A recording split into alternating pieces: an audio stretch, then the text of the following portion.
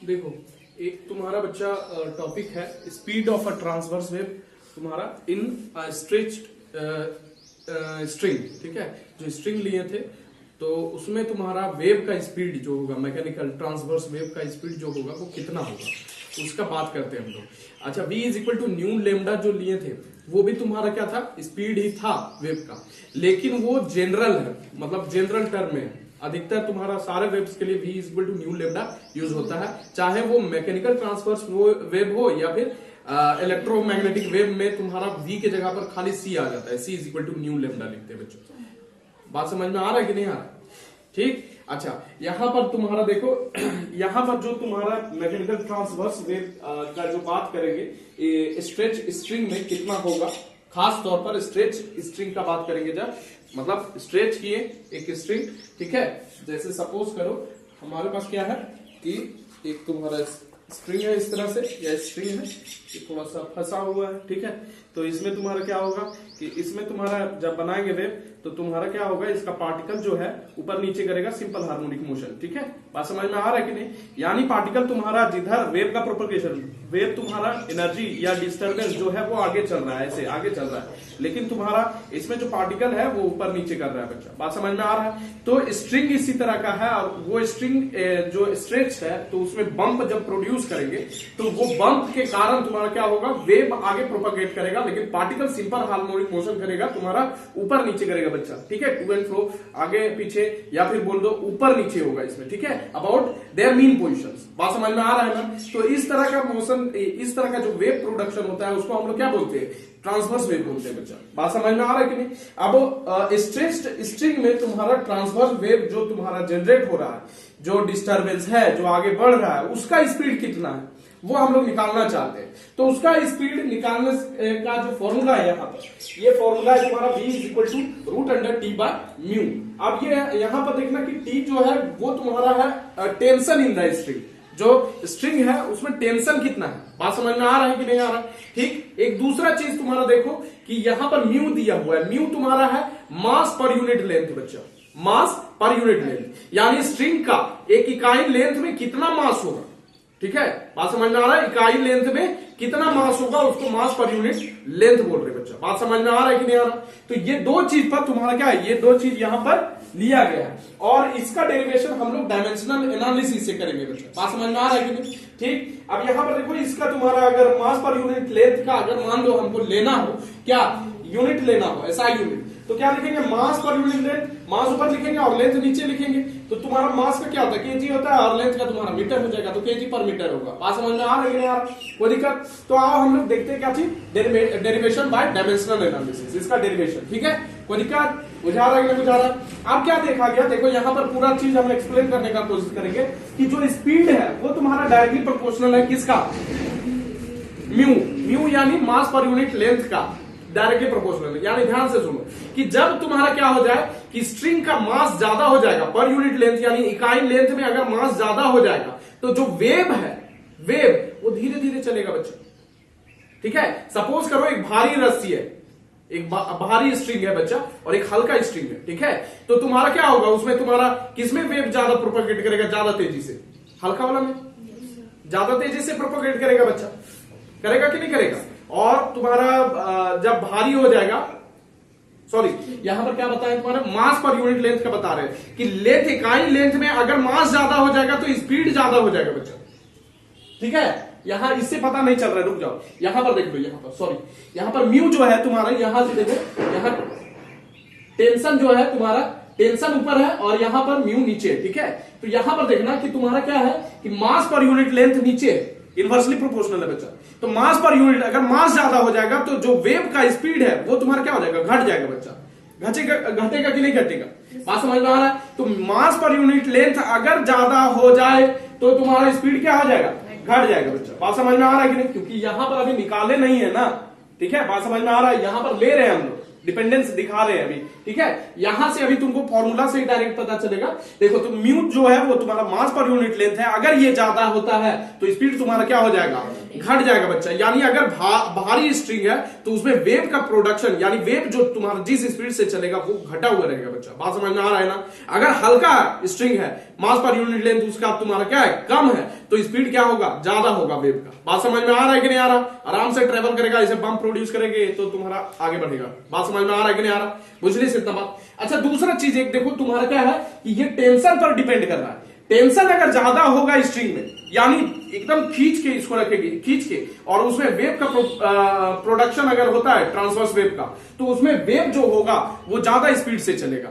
अगर टेंशन कम है तो तुम्हारा क्या होगा, वेव का जो प्रोडक्शन हो रहा है उसका स्पीड तुम्हारा क्या हो जाएगा, घट जाएगा बच्चा। बात समझ में आ रहा है। तो इसका फॉर एग्जांपल हम लोग ये भी ले सकते हैं कि गिटार में जो रहता है उसको एक बार तुम्हारा क्या करो, लूज कर दो और उसको बजाने का कोशिश करो, तो तुम देखेगा कि वेव का जो उसमें प्रोडक्शन है टन से आवाज आएगा, और एक बार टन आवाज आता है तुम्हारा, मतलब तुम्हारा जब टाइट करता है तो वेव का जो स्पीड होता है वो तुम्हारा बढ़ जाता है बच्चा। और तुम्हारा जब उसको लूज करता है यानी टेंशन कम कर दिया है, लूज कर दिया है, तो तुम्हारा क्या होगा, जो वेव का जो स्पीड है वो घट जाएगा बच्चा। बात समझ में आ रहा है कि नहीं, ये एग्जांपल समझ में आ रहा है कि नहीं। तो इस तरह से तुम्हारा डिपेंडेंस है, ये हम समझाना चाहते हैं। तो ध्यान से देखो कि यहां पर पहले हम लोग देखें कि हमको नहीं मालूम है कि कितना पावर पर ये डिपेंड कर रहा है, नहीं मालूम है। इसी तरह तो निकालते थे हम लोग टू डिराइव डायमेंशनल एनालिसिस में, तुम्हारा उसका एप्लीकेशन होता था बच्चा कि टू डिराइव अ रिलेशनशिप, ये भी था तुम्हारा, है ना।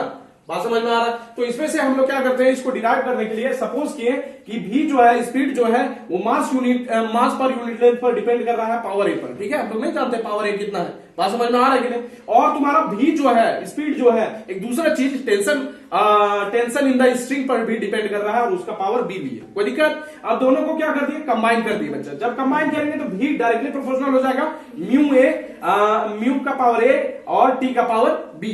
बात समझ में आ रहा है। प्रोपोर्शनलिटी हटाएंगे, कांस्टेंट आएगा बच्चा। बात समझ में आ रहा है कि नहीं आ रहा। अब देखो यहां पर दोनों तरफ हम लोग क्या बैठा देते हैं, डायमेंशन बैठा देते हैं। यहां पर तुम्हारा m0 l t-1, ठीक है, यहां बैठा दिए, क्योंकि यहां भी पर देखो दोनों इधर इक्वेट करेंगे तो दोनों चीज बताना होगा, m0 भी बताना होगा, m0 l t-1 बैठाएंगे, ठीक है। अच्छा k जो है, ठीक है, k का यहां डायमेंशन नहीं बैठाएंगे। काहे नहीं बैठाएंगे, क्योंकि कांस्टेंट है, कांस्टेंट का भी डायमेंशन होता है, लेकिन यहां पर k जो लिए है वो डायमेंशन लेस कांस्टेंट है बच्चा। बात समझ में आ रहा है कि नहीं आ रहा, बुझलिस कि ना बुझलिस। तो k तुम्हारा क्या हो गया, डायमेंशन लेस कांस्टेंट यहां पर हो गया।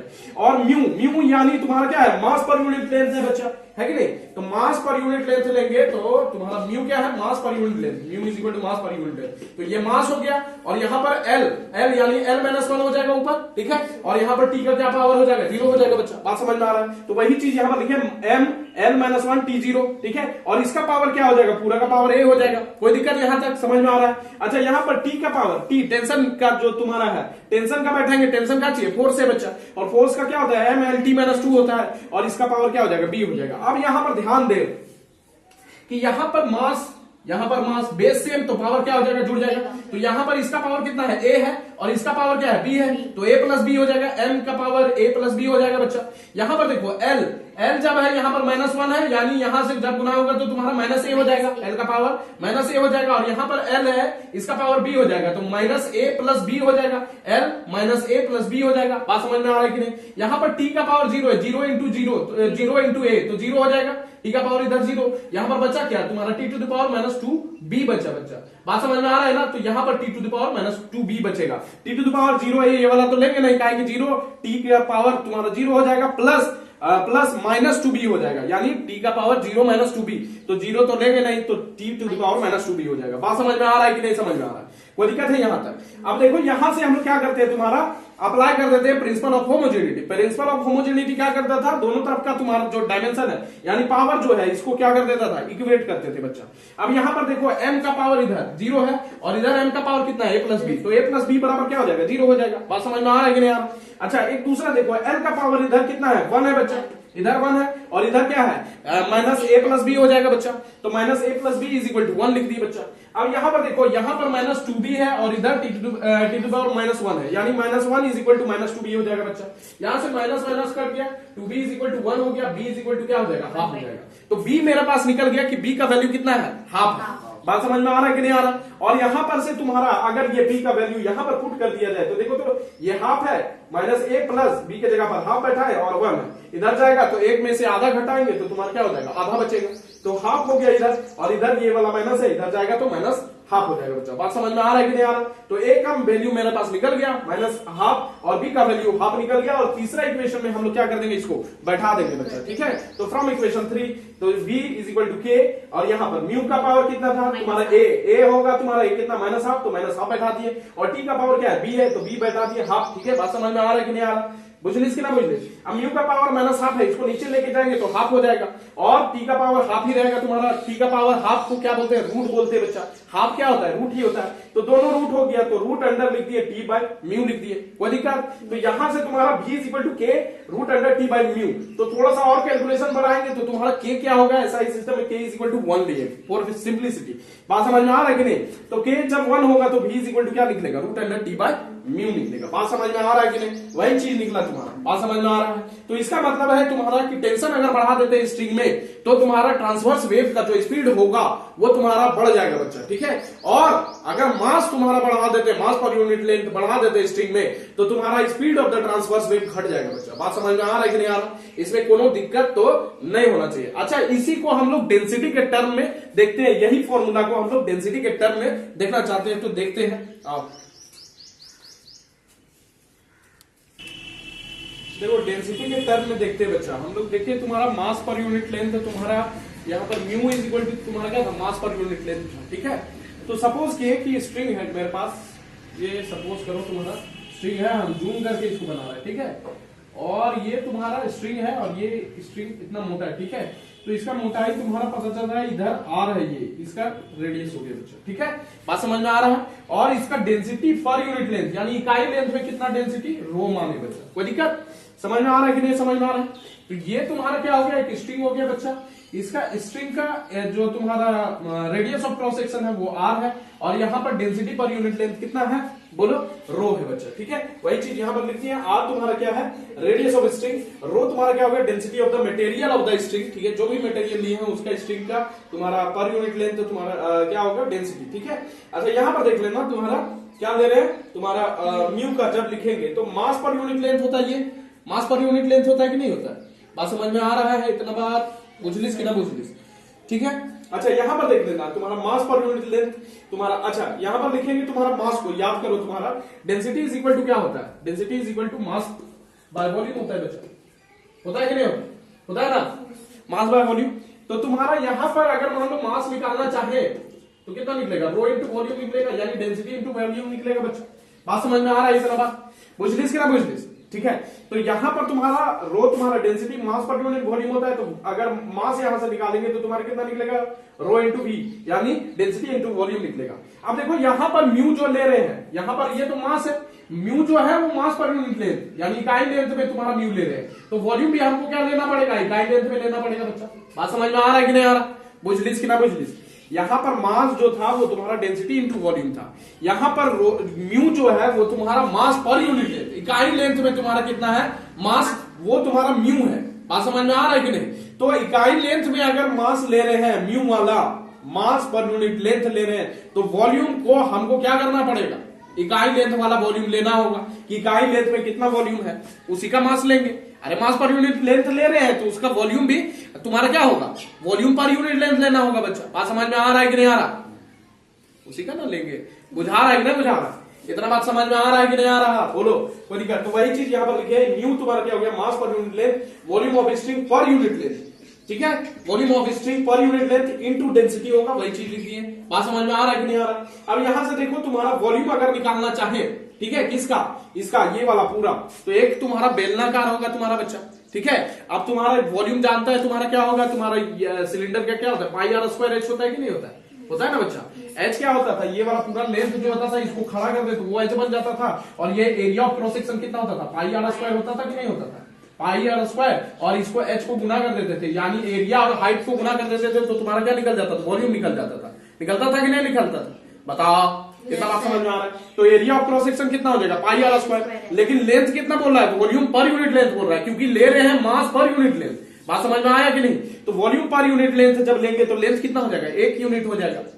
चाहे 1 सेंटीमीटर चाहे तुम्हारा क्या 1 मीटर होगा बच्चा। बात समझ में आ रहा है? 1 यूनिट ले रहे हैं तो यहाँ पर वॉल्यूम पर यूनिट लेंथ कितना हो जाएगा, पाई आर स्क्वायर इंटू लेंथ जो लिखेंगे वो तुम्हारा 1 हो जाएगा बच्चा, और डेंसिटी ले लेंगे बच्चा। बात समझ में आ रहा है कि नहीं आ रहा, पूछ लीस कि ना पूछ लीस, समझ में आ रहा है? Pi R square into 1 into rho हो जाएगा, तो पाई आर स्क्वायर रो हो गया बच्चा। अब ये म्यू का वैल्यू निकला और इसी को हम लोग क्या कर देंगे, इक्वेशन 1 में पुट कर देंगे। ठीक है, बात समझ में आ रहा है? इक्वेशन 1 तुम्हारा था v बराबर वहीं पर लिखे ये वाला इक्वेशन 1 था, तो यहां पर बैठा दिए तुम्हारा रूट अंडर टी अपॉन क्या हो जाएगा, पाई आर स्क्वायर रो हो जाएगा बच्चा। बात समझ में आ रहा है कि नहीं? तो ये डेंसिटी के टर्म में तुम्हारा स्पीड हो गया। तो स्पीड यहां से पता चल रहा है तुम्हारा speed of the transverse wave in stretched string depends upon, पहला चीज तुम्हारा रूट अंडर टी, यानी टेंशन बढ़ा दिए तो तुम्हारा स्पीड बढ़ जाएगा बच्चा। ठीक है, दूसरा चीज तुम्हारा पाई तो मेरा कांस्टेंट हो गया, आर पर डिपेंड करेगा। अगर आर बढ़ा दिए तो यहां पर देख लो, आर बढ़ा दिए इनवर्सली प्रोपोर्शनल, आर बढ़ा दिए तो तुम्हारा क्या हो जाएगा, भी घट जाएगा बच्चा।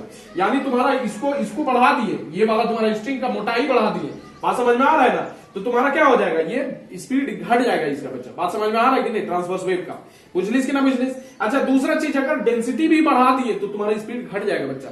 डेंसिटी कहने का मतलब है मास पर यूनिट वॉल्यूम अगर बढ़ा दिए, मास बढ़ जाएगा तुम्हारा, इकाई लेंथ में तुम्हारा क्या हो जाएगा, मास इकाई वॉल्यूम में तुम्हारा क्या हो जाएगा, अगर मास बढ़ जाता है तो तुम्हारा क्या हो जाएगा, स्पीड घट जाएगा बच्चा। बात समझ में आ रहा है कि नहीं आ रहा, बुझलिस? इतना बात समझ में आ रहा है? तो ये तुम्हारा speed of the transverse wave हुआ तुम्हारा in string in terms of तुम्हारा density of the material of the string बच्चा। एक दूसरा तुम्हारा उसमें बताएं तुम्हारा मास पर डिपेंड कर रहा था, वो वाला दो फॉर्मूला यहां पर हो गया। ठीक है, एक जनरल फॉर्मूला भी is equal to nu lambda होता है, तो वो जनरल फॉर्मूला है अधिकतर वेव के लिए, तुम्हारा कभी कभी लॉन्गिट्यूडनल वेव के लिए भी यूज हो जाता है। ठीक है, बात समझ में आ रहा है ना, तो वो जनरल फॉर्मूला हो गया। ये पर्टिकुलर फॉर्मूला है तुम्हारा, बात समझ में आ रहा है? स्ट्रेच्ड स्ट्रिंग के लिए तुम्हारा ट्रांसवर्स वेव जो जनरेट होगा उसका स्पीड कितना है, बुझलिस कि ना बुझलिस? तो यहां तक हम लोग इसको रहने देते हैं।